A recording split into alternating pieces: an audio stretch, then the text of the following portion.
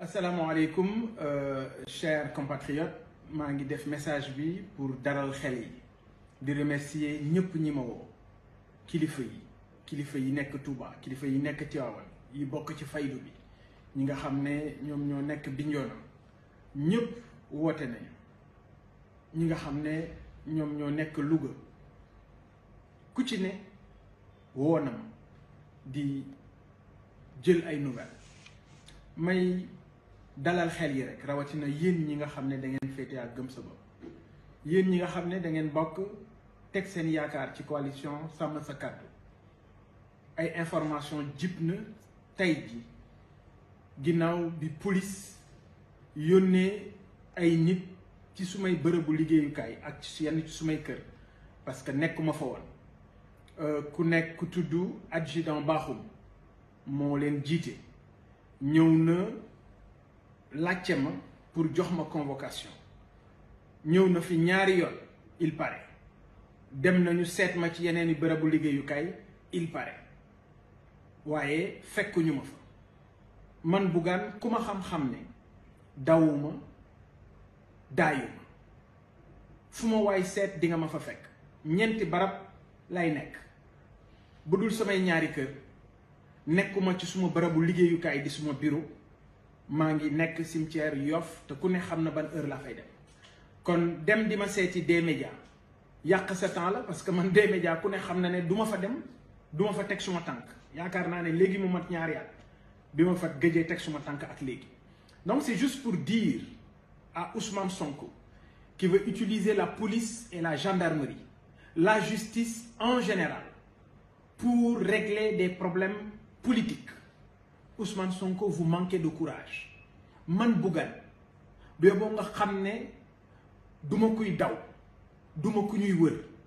man Bougane Gueye heure boo ma soxlaa yónneel say buum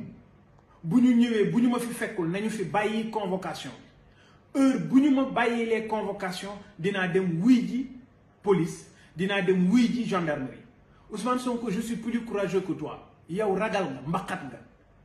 man kenn du ma jox convocation may woo ay jeunes naan leen kaay servir leen ma de bouclier je ne ferai jamais ça réew mi dama fi am ay responsabilité te musuma politique dama fi def li ma fi liggéey te musuma am ndombay tànk politique donc Ousmane Sonko quand tu veux éliminer un adversaire politique il faut que tu t'armes de courage il faut que tu te salisses les mains sa loxo yooyu Ousmane Sonko boo boo nga xam ne di nga ko taqal parce que man Bougane boo ma bëggee éliminer non du ci caaxaan nga may éliminer lépp loo génn wax ko tudd dëgg boo génnee 1h du matin dinaa génn 2h du matin boo génnee 4h dinaa génn 5h la preuve bërki démb kaddu yi nga fi wax dene dañu falsifier ay données économiques bu Sénégal da nga ko def ma génn ne waxoo dëgg tey jii suñu borom jox na ma raison parce que le nouveau représentant du FMI à Dakar de manière très claire et certes diplomatique wax na ne yow Ousmane Sonko waxuloo dëgg et au vu et au su de tout le monde on peut pas diriger un pays ci manipulation mënoo jiite réew ci fen mënoo jiite réew ci taf yëngal mënoo jiite réew ci ay mensonges c'est pas possible Ousmane Sonko xëy na am nga yéene bëgg nga mais force est de reconnaître que mënuloo ñàkk mën boobu tey jii moo indil Sénégalais yi situation bi ñu nekk rassurez-vous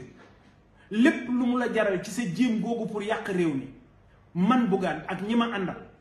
waa coalition sàmm sa kàddu taxaw nañu fas yéene nañu jàkkaarloo ak yow yaa ngi jéem lu nekk pour élection législative yi ñu jëm sàmm sa kàddu am ci ay jafe-jafe man Bougane nga song xam nañu ne yaa ngi nekk di song Barthélémy Dias ci beneen fànn mais rassure-toi c'est peine perdue cette coalition va libérer le Sénégal cette intercoalition va libérer les Sénégalais ci trajectoire bu bon bi nga xam ne yow sa cuune yow mi nga xam ne mënuloo te lu yàqu yow Ousmane Sonko bir na Sénégalais yi ne 6 mois mu ngi nii nit ñi ñu ngi ci ay jafe-jafe ku sa dund soppiku yow la sa dund soppiku ak ñi la wër mais les Sénégalais aujourd'hui cherchent le diable pour lui tirer la queue parce que réew mi metti na dund gi gën naa seer courant bi woyofal gën naa seer tey jii la nit ñi gën a ami jafe-jafe police beeg gendarmerie démb ni ñu ko doon kaase ci ñi fi nekkoon tey jii nga bëgg jël alkaati yi jël buum yi di leen utiliser pour uniquement satisfaire yow li nga bëgg yow Ousmane Sonko loolu duñu ko nangu on ne l'acceptera pas ni ñu def ba xeexoon ñi fi nekk noonu la ñuy defaat xeex la lu mu la jaral yow Ousmane Sonko pour yàq réew mi rassure-toi jaral nañu ko ñun danañu defar réew mi Ousmane Sonko, ce pays les gens sont fatigués aujourd'hui avec le FMI yow Ousmane Sonko ak ñi nga àndal pour diriger réew mi da ngeen d'accord ak FMI pour dindi subvention yi bu ngeen ko dindee mooy tekki ne wayafal day yokku mooy tekki ne dund bi day yokku parce que kenn dootul subvention ceeb kenn dootul subvention dëwlin ça veut dire tout simplement ñin ñi ci guttal la ñu jëm waay comme mënuloo incha allah le 17 novembre ñun waa Gëm Sa Bopp ànd ak waa coalition sàmm sa kàddu ànd ak intercoalition bi ak opposition bi fu waay mën a féete taxaw nañu pour am majorité à l'Assemblée nationale pour que enfin ñu mën a taxawal gouvernement boo xam ne opposition bu Sénégal ay nit yu am kilifa ay nit yu xam fi ñuy jaar ay nit yu am parcours taxaw ngir sauver Sénégal parce que nag fi ñu toll problème mu sauver Sénégal tey jii réew yi ñu dendal ñu ngi ñuy ree kenn waralu ko lu may yow Ousmane Sonko réew yi nga xam ne démb dañu wegoon Sénégal tey jii ñu ngi reetaan Sénégal kenn waralu ko lu tax yow la Ousmane Sonko aujourd'hui jafe-jafe yi nekk ci biir askan wi lan moo ko waral kenn rek la yow Ousmane Sonko tey jii wax nga wax a wax ba ñu jox la réew nga delluwaat bëgg fi indiwaat yeneen coow ci ay mbirum falsification ay données économiques wane ni suñu fonctionnaire yi nekk ministère des finances duñu dara xamuñu dara loolu du dëgg tey du dëgg ëllëg jafe-jafe yi nit ñi dund jàppal ne coalition sàmm sa kàddu ak opposition bi taxaw nañu pour dindi ko mais comme yow Ousmane Sonko jàpp nga ne il faut nga éliminer ay adversaires politiques jaar ci ay pratiques féodales jaar ci ay pratiques anciennes yoo xam ne nit ñi fàtte woon nañ ko yooyu nga bëgg delloosiwaat ngir indi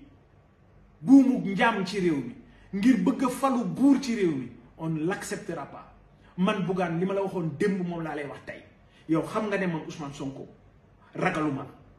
yow Ousmane Sonko xam nga ne ñaar xamul